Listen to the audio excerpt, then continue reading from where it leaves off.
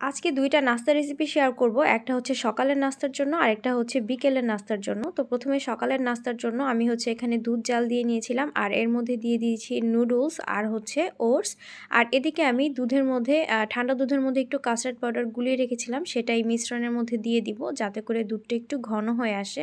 এরপর যেটার মধ্যে কাস্টার্ড পাউডার গুলিয়েছিলাম তার মধ্যে একটু চিনির পানি একসঙ্গে করে গুলিয়ে এরপর দিয়ে দিয়েছিলাম, আর মিশ্রণটা একদম ঠান্ডা হয়ে যাওয়ার পর এরকম ঘন হয়েছে।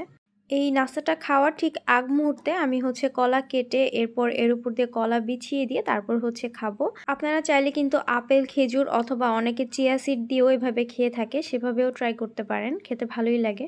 এরপর সন্ধ্যার জন্য যে নাস্তাটা বানাবো তার জন্য আমি এখানে রসুন কিছুটা হচ্ছে থেতলিয়ে নিচ্ছিলাম। রসুনটাকে আমি ফ্রিজের উপর এভাবে থেতলিয়ে নিয়েছি। এরপরে এটাকে ভালো করে একটু ব্রাউন করে ভেজে নিয়েছি তেলের মধ্যে। এরপর দিয়ে দিব মরিচের গুঁড়া আর হচ্ছে ধনিয়ার গুঁড়া। এর মধ্যে কিন্তু হলুদের গুঁড়া দেওয়ার কোনো দরকার নেই। আর আমার কাছে ফ্রিজে একটু বরবটি ছিল, আপনাদের কাছে কিছু না থাকলেও সমস্যা নেই, এটা এমনিতে খেতেও ভালো লাগে।